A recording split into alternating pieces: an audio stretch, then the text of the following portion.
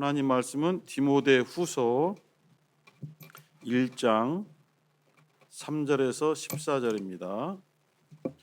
디모데후서 1장 3절에서 14절 말씀을 천천히 합독하겠습니다.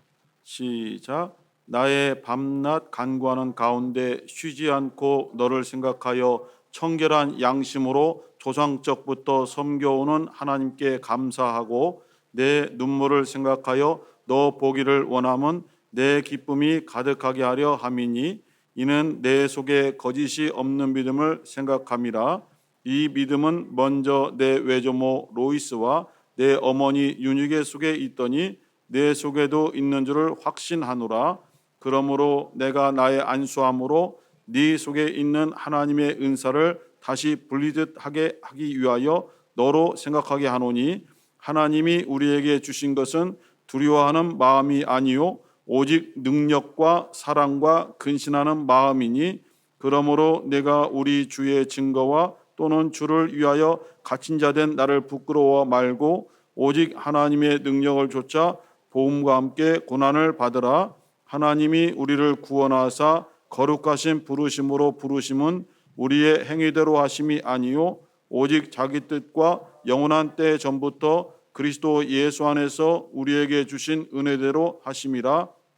이제는 우리 구주 그리스도 예수의 나타나심으로 말미암아 나타났으니 저는 사망을 패하시고 복음으로써 생명과 썩지 아니할 것을 드러내신지라. 내가 이 복음을 위하여 반포자와 사도와 교사로 세우심을 입었노라. 이를 인하여 내가 또 이 고난을 받되 부끄러워하지 아니함은 나의 의뢰한 자를 내가 알고 또한 나의 의탁한 것을 그날까지 저가 능히 지키실 줄을 확신함이라. 너는 그리스도 예수 안에 있는 믿음과 사랑으로서 내게 들은 바 바른 말을 본받아 지키고 우리 안에 거하시는 성령으로 말미암아 내게 부탁한 아름다운 것을 지키라. 아멘.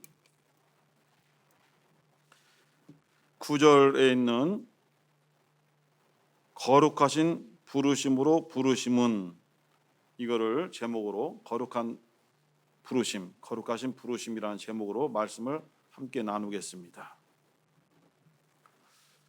이 디모데는 바울과 함께 동역하는 동역자입니다.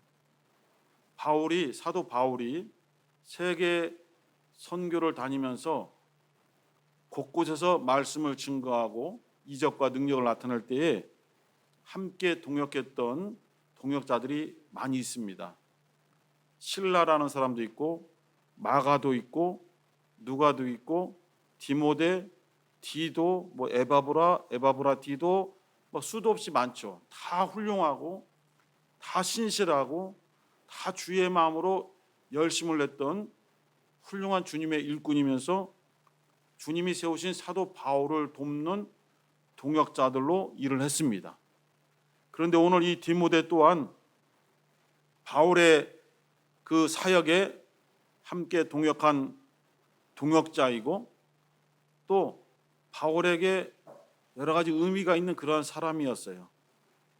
특별히 바울은 디모데를 자기 아들처럼 대했어요. 내 아들이다. 복음에서 낳은 내 아들이다.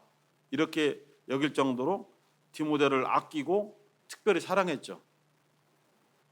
오늘 이 본문에 보면은 디모데뿐만 아니라 디모데 가정에 대해서도 잘 알고 아주 관심을 가지고 있는 것을 볼 수가 있어요. 5절에 보니까 이는 내 속에 거짓이 없는 믿음을 생각함이라. 이 믿음은 먼저 내 외조모 로이스와 내 어머니 유니게 속에 있더니 내 속에도 있는 줄을 확신하노라. 디모데의 어머니, 디모데의 외할머니까지 다 알고 있는 거예요. 그냥 아는 정도가 아니라 그들의 믿음이 어떠한 믿음인지를 알고 있고 그 믿음이 흐르는 가정 속에서 네가 있다. 이 믿음이 바울이 말하기를 거짓이 없는 믿음이다라고 얘기했어요. 5절에 거짓이 없는 믿음. 믿음의 적은 분량은 들어봤어도 약간은 의심하는 믿음을 들어봤어도 거짓이 있는 믿음이란 것이 있는가 생각할 수 있죠. 그런데 예수님 당시에 바리새인들이 예수님께 이러한 꾸중을 들었어요. 거짓이 있다. 외식한다. 외식. 너는 속은 그렇지 않은데 겉으로만 훌륭한 척한다. 이걸 외식이라고 했고 가식이다. 이렇게 예수께서 정지했어요. 교회 내에 기독교 안에 거짓이 있는 믿음이 사실은 더 많아요. 자기의 썩은 속 마음을 감추고 겉으로 경건하고 겉으로 거룩하고 겉으로 열심히 있으며 겉으로 헌신하는 것처럼 보이는 사람들이 대다수죠. 저도 그런 사람 중에 하나 포함될 수 있죠. 왜냐하면은 나의 부끄럽고 나의 추하고 더러운 모습을 사실 교회까지 와서 보일 수가 없잖아요.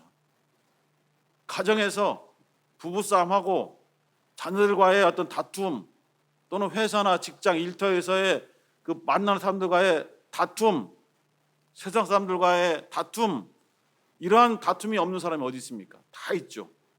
있지만 이러한 상황 속에서 교회에 와서 하나님 앞에 예배 드릴 때에 그러한 모습을 드러낼 수는 없잖아요.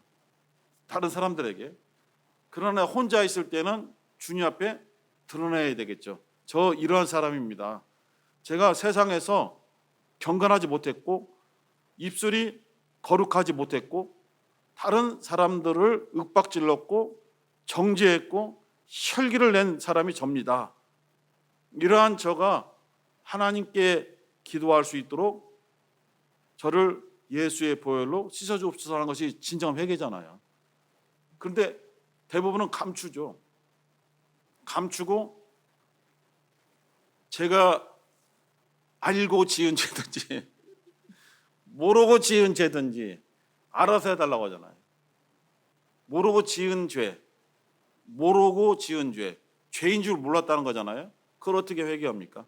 죄를 인정해야 회개하는 것인데 사실은 이제 좋은 뜻으로 한 것은 알아요. 기도할 때 좋은 뜻으로 한 것은 알지만은 사실은 자기가 깨달은 죄만을 고백하고 회개하는 것이죠. 그렇게 해서 교회에서는 다른 성도들에게 조금이나마 자기의 것을 감춤으로써 불편하지 않게 하려는 그런 의도로 하는 것이지 사실은 나쁜 뜻으로 외식하는 것은 아니거든요. 그것도 필요하잖아요.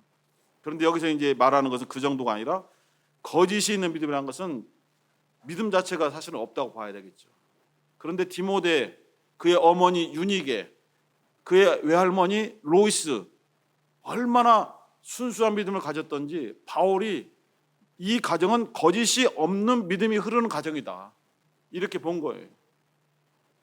우리 주님 앞에 마음의 문을 열고 온전하게 정직한 모습을 보일 때에 담대한 사람 없다고 생각합니다.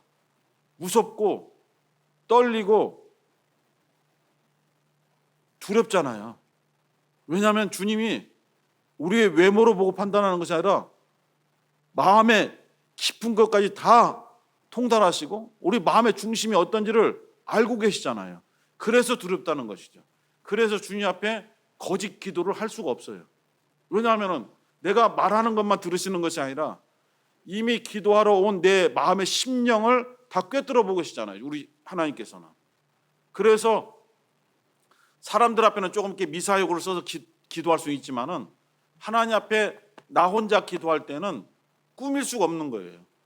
아름다운 단어를 갖다가 형용사적인 단어를 갖다가 쓸 수가 없어요. 그냥 세상 말로 하면 날 것 그 자체로 하나님 앞에 고백하는 것이 정직한 기도죠. 저 이런 사람이고 때로 욕도 했습니다. 또는 할 수 없이 손찌검 한 적도 있습니다.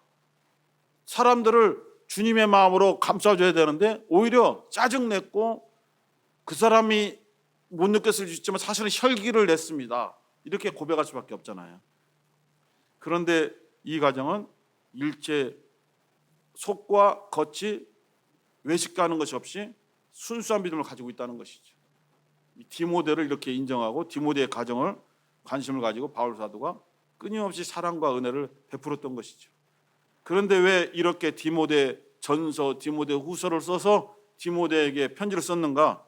디모데 상태가 지금 안 좋은 거예요. 디모데 상태가 충만하지 않은 거예요. 흔들리고 있는 거예요. 그래서 6절에 보니까 내가 안수함으로써 이미 너의 심령 속에 있는 하나님의 은사를 다시 분리듯하게 하고 싶다. 이러한 마음을 가지고 지금 뭔가 침체되어 있는 거예요. 우리처럼 저처럼 침체되어 있는 거예요. 바울이 여러 사람을 통해서 디모데를 잘 알고 있고 소식을 들은 거예요. 디모데가 바울이 떠난 다음에 에베소 교회를 어리지만은 잠시 맡아서 목회한 적이 있어요. 디모데가 어리기 때문에, 젊기 때문에 쉽지 않은 거죠. 그런데 오늘 주제가 뭐냐면은 9절에 있는 거룩하신 부르심이잖아요. 거룩한 부르심. 부르심이 뭡니까? 소명이거든요. 기독교에서 소명과 사명이 있거든요. 처음에 신학교 들어갈 때에 이걸 내라고 하더라고요. 귀하의 소명은 무엇이며 귀하의 사명은 무엇입니까? 뭘 알아야지. 몰라요, 저거. 그런 소명과 사명을 구분할 줄도 모르고 들어간 거예요. 입학원서 낼 때. 그게 도대체 뭔가. 그냥 예수 만난 체험을 써서 간증식으로 그냥 써서 냈죠. 사실 잘 모르는 거예요. 주님의 부르심, 소명이죠. 소명이 없으면 주의를 할 수가 없는 겁니다. 주님의 소명을 받지 않고 주님의 일을 하는 것은 정말로 위험한 거죠. 직업적이고 학문적이고 습관적일 수밖에 없죠. 주님이 나를 부르셨다라는 체험이 없는 사람이 직분을 맡아서 감당하기가 상당히 어려운 것이죠. 거룩한 부르심. 세상에서의 여러 가지 소명이 있지만은 구별되고 뭔가 다르다는 것입니다. 하나님이 부르시는 부르심은 그러한 세상 사람들이 너 이거 해, 너 이번에 장관해, 너 이거 이번에 차관해, 이번에 국장해, 이런 식으로 부른과는 전혀 다르다는 거예요. 거룩한 부르심이라는 거죠. 바울은 자기만 부르심 받은 것이 아니라 디모데 너도 부르심 받았다. 우리를 9절에 보면 하나님께서 우리를 구원하사 거룩하신 부르신, 너도 부르심 받았고 나도 부르심 받았다. 우리를 부르신 것이다. 이렇게 표현하고 있습니다. 칼빈은 교회 내에서의 부르심뿐만 아니라 자기의 어떤 직업을 택할 때 직업도 소명의식이 있어야 된다 하면서 이 부르심을 거기다가 적용하기도 했었어요. 갈대아 우르 땅에 서 있던 아브라함을 부르신 그 장면을 우리는 너무 잘 알고 있습니다. 창세기 12장에서 갈대아 우르 땅에서 거하던 아브라함에게 아브라함아 너는 너의 본토와 친척과 아버지 집을 떠나서 내가 너에게 지시한 곳으로 가라. 이게 주님의 부르심이잖아요. 이것은 아브라함은 어떤 감각, 영적인 감각으로 받은 것이 아니라 실제 들었습니다. 보통 구약에서는 잠잘 때 꿈으로 환상으로 나타나서 말씀을 주시죠. 그러니까 아브라함은 하나님의 부르심에 그대로 순종했습니다. 머뭇거리지도 아니하고 상황을 보지도 아니하고 그 말씀을 그대로 순종해서 그야말로 자기의 어떤 조상들부터 있는 뿌리를 뽑아서 그냥 떠나간 거예요. 메소포타미아 강을 건너서 가나안 땅으로 가게 된 것이죠. 그래서 강을 건너다라는 것은 우리의 눈으로 볼 때 진짜 강을 건넌 것이지만 실제로는 자신 부르심을 받기 이전의 생활을 다 포기하고 부르심 이후로 완전히 딱 단절된 새로운 곳으로 가는 것을 강을 건넜다고 하죠. 그것을 이제 히브리인이라고 합니다. 자기의 것을 포기하고 하나님의 부르심에 순종하여 하나님의 말씀을 따라 움직인 사람, 그것을 히브리인이라고 합니다. 그래서 아브라함을 첫 번째 히브리인으로 보는 거예요. 첫 번째 히브리인. 그리고 가나안 땅에 가게 된 것이죠. 모세를 부르신 거룩하신 부르심이 호렙산에서 있었습니다. 물론 하나님은 처음 모세가 태어날 때부터 모세를 지켜보고 계셨고, 그의 부모를 통해서 모세를 지키시고, 그의 누나를 통해서 모세를 지키시고, 애굽의 바로의 공주를 통해서 모세를 지키시고, 계속 지키시면서 이렇게 양육하셔서 모세를 키워나가신 거예요. 그걸 모세는 알지 못하죠. 모세의 가족도 알지 못합니다. 하나님께서 그 어릴 때부터 모세를 지키시고 양육하셨다는 것을 하나님만 아시고 아무도 알지 못합니다. 그런데 80세에 그 광야에서 양을 치다가 호렙산에 가시 떨기에 나타난 불꽃에서 하나님의 음성이 들린 것이죠. 모세야, 모세야, 너는 너의 신을 벗기를 바란다. 너의 신을 벗어라. 네가 선 곳은 거룩한 곳이니 너의 육신에 속한 것을 벗어나라. 이렇게 말씀하신 것입니다. 이렇게 부르심을 받고 모세는 그때부터 80년까지 살아왔던 자기의 삶을 완전히 버리고 80세부터 120세까지 그 나머지 40년을 하나님의 부르심에 순종하는 삶을 사는 것을 우리가 알고 있습니다. 그 무서운 애굽 땅에 들어가서 바로와 부딪히면서 하나님의 말씀을 선포하고 하나님의 백성을 이끌고 나오는 출애굽을 통해서 역사했고, 광야에서 40년을 이스라엘 백성들을 이끌면서 하나님의 부르심에 순종한 것을 알고 있습니다. 하나님의 부르심은 하나님께서 우리를 깊이 보고 계셨기 때문에 부르신 겁니다. 순간적으로 지금 네가 나의 일을 하기에 합당하다라고 딱 택하는 것 같지만은 하나님은 그렇게 사람을 택하신 적이 거의 없습니다.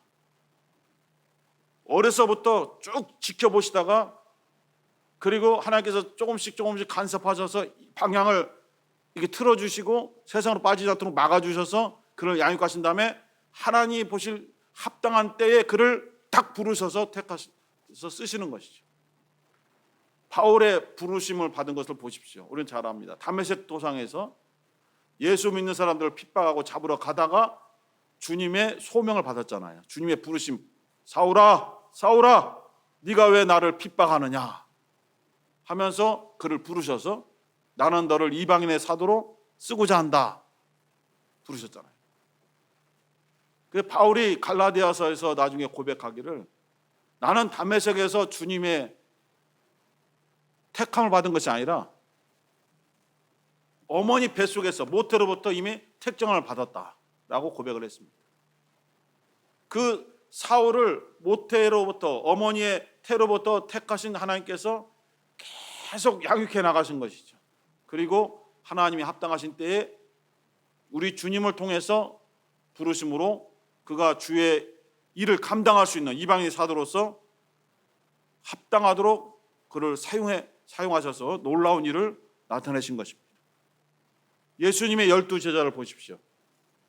그들이 어떠한 노력과 열심을 통해서 또는 어떠한 기준에 도달했기 때문에 주님의 제자가 된 것이 아닙니다. 주님이 직접 12명을 다 일일이 부르셨습니다. 베드로, 안드레, 요한, 야고보, 나다나엘, 레위, 마태 한 사람 다 부르셨습니다. 우리 마가복음 3장 13절 한번 보겠습니다. 마가복음 3장 13절.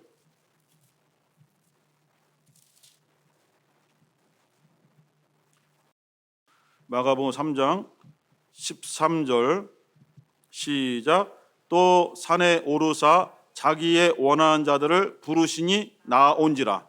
자기의 원하는 자들을 부르셨다. 이게 주님의 부르심입니다. 제자들이 볼 때는 주님께서 나를 부르신 것이므로 소명을 받은 것입니다. 주님이 나를 부르신 것을 자신들이 알기 때문에 소명을 받은 거예요. 이렇게 12명을 세우신 겁니다. 가룟 유다도 주님이 부르셨어요. 그러나 그 소명에 어긋나 버린 것이죠. 주님의 거룩한 부르심에 순종하지 못하고 세상으로 빠져나가서 타락해서 멸망해 버린 것입니다.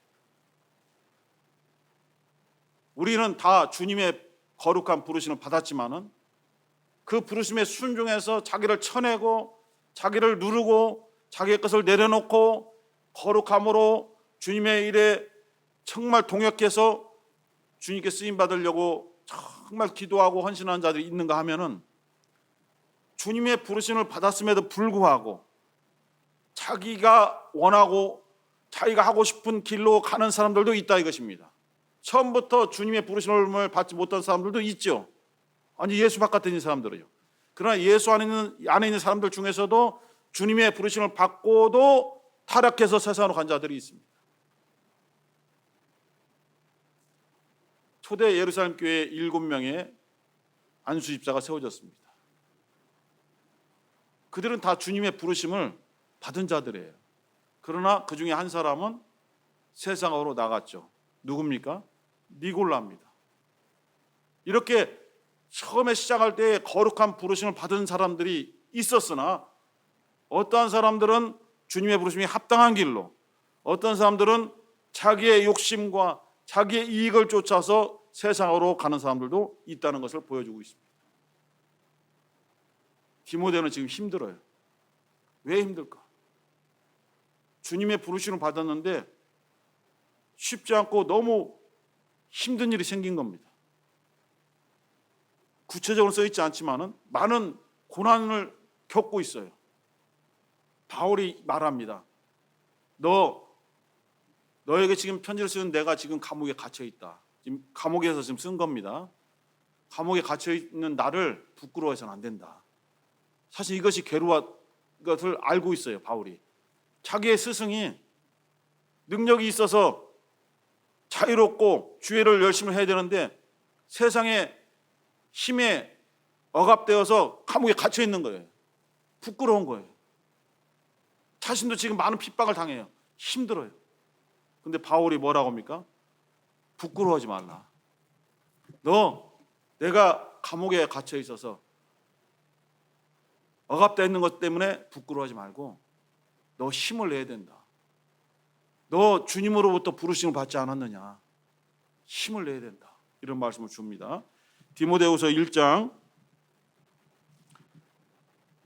8절 한번 다 같이 다시 한번 읽겠습니다. 디모데후서 1장 8절 시작. 그러므로 내가 우리 주의 증거와 또는 주를 위하여 갇힌 자 된 나를 부끄러워 말고 오직 하나님의 능력을 좇아 보험과 함께 고난을 받아라. 고난 받아라. 고난 받는 것 때문에 힘들어하지 말고 그것 때문에 네가 왜 침체되어 있느냐. 그리고 내가 갇혀 있다고 해서 나는 세상에 죄를 져서 갇혀 있는 것이 아니라 주님의 복음을 증거하다가 주님을 위해서 나는 갇힌 자 된 것이다. 그런데 왜 그것 때문에 부끄러워해서 너 침체되어서 지금 쓰러져 있느냐.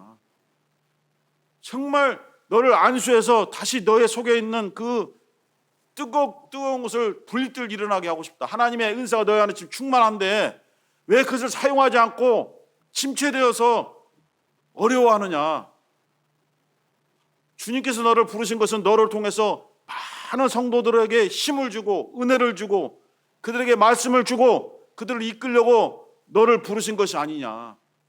그런데 네가 이렇게 침체되어 있으면 어떡하느냐. 너의 속에 은사가 없는 것이 아니라 은사가 있는데 네가 지금 침체되어서 그걸 사용하지 않는 것이야.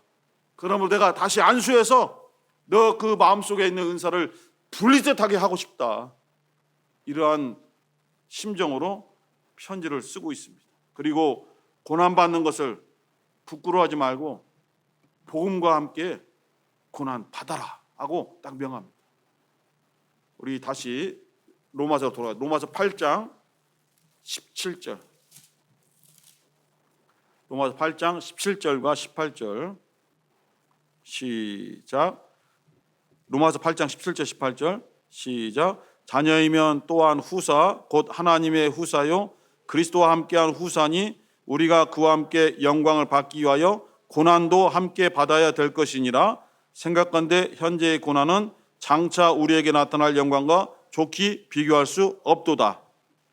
우리는 하나님의 자녀이고 하나님의 후사가 된 하나님의 사람들이다. 예수 그리스도와 함께한 후사들이기 때문에 주님과 함께 영광 받는 것은 이미 정해져 있다. 그런데 이 세상에서 주님의 일을 하는 것 때문에 고난받는 것을 부끄러워하거나 무서워하거나 피하지 말라. 주님과 함께 고난을 받아야 될 것이니라. 이 고난이 큰 것 같지만은 장차 올 영광에 비하면은 아무것도 아니다. 이렇게 소망을 심어주고 있습니다. 우리도 이것을 원칙적으로 이론적으로는 알고는 있지만은 조금 나에게 나의 환경에 고난이라는 어려움이 찾아오게 되면은 쉽지 않은 것입니다. 충분히 이해됩니다. 우리들도 이 고난 속에 있을 때에 막 고난을 헤치고 나가서 막 승리하고 찬양하고 기도하고 막 나가는 것이 원칙인데 사실은 그 당하는 그때는 잘 되지 않고 주저앉게 되는 것이 많이 있어요. 그래서 오늘 바울 사도의 가르침을 보면서 내 모습은 바울이 아니라 지금 디모데다. 이렇게 저는 받아들였어요. 침체되어 있다. 주님께서 바울 사도를 통해서 지금 말씀을 주는 것이다. 왜 주저앉아 있느냐? 왜 침체되어 있느냐?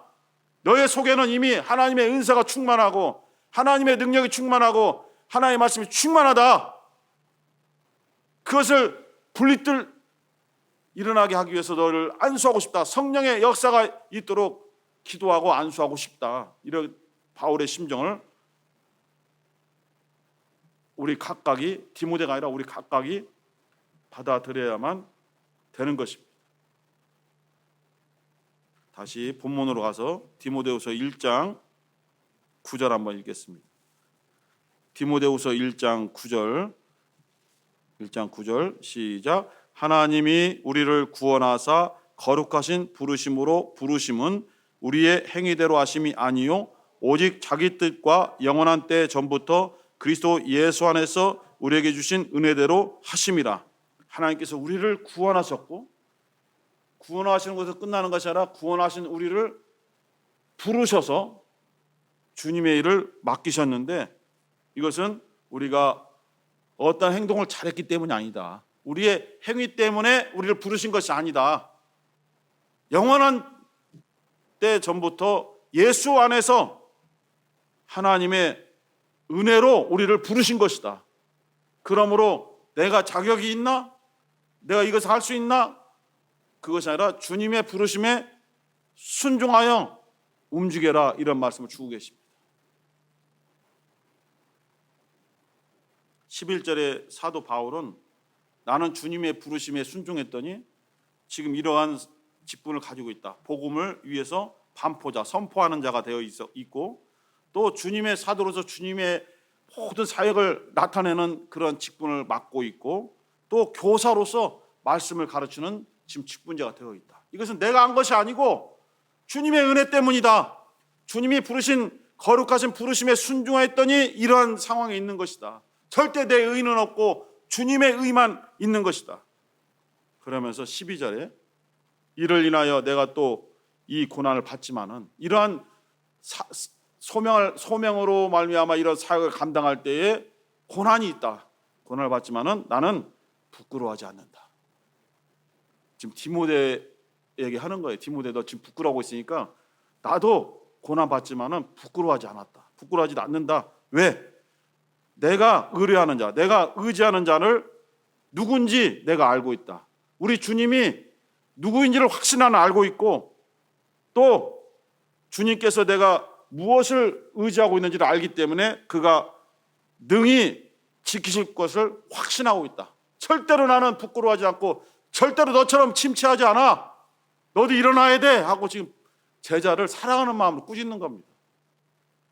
근데 그 꾸짖음이 저에게 들리고 우리 성도들에게 지금 들리고 있는 거예요. 우리는 지금 바울의 모습이 아니고 사실은 디모데의 모습이에요.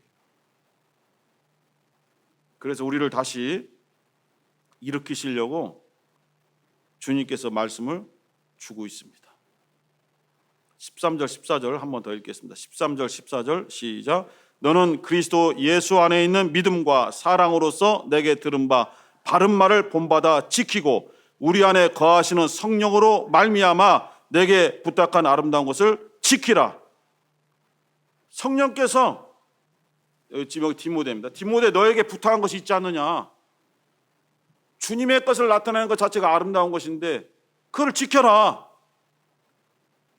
너는 사람의 일을 하는 것이 아니라 너의 안에서 성령께서 지금 너에게 말씀을 주고 계시고 너를 지금 사용하시려고 자꾸 부르시지 않느냐. 왜 너는 침체해 있고 왜 부끄러워하느냐. 주님 일을 하다 고난받는 것은 당연한 것이다. 영광이 있다는 것을 잃어버리지 말고 잊어버리지 말고 소망 가져라. 왜 이렇게 침체되어 있고 왜 이렇게 부끄러워하느냐 하시면서 우리를 격려하고 있는 것입니다. 마지막으로 한 구절을 다시 읽고 마치겠습니다. 8절을 읽겠습니다. 8절. 이것은 디모데에게 준 거지만 사실은 저에게 주신 말씀이고 우리 각자에게 주신 말씀이에요. 디모데후서 1장 8절 시작. 그러므로 네가 우리 주의 증거와 또는 주를 위하여 갇힌 자 된 나를 부끄러워 말고 오직 하나님의 능력을 좇아 보험과 함께 고난을 받으라. 아멘. 저는 이 말씀을 받겠습니다. 여러분들도 이 말씀을 마음에 받고 정말 주님을 의지하며 내가 누구를 의지하는가를 깨닫고 그분이 나의 의지하는 것을 알기 때문에 분명히 이루실 것을 확신하기를 주님의 이름으로 축원합니다.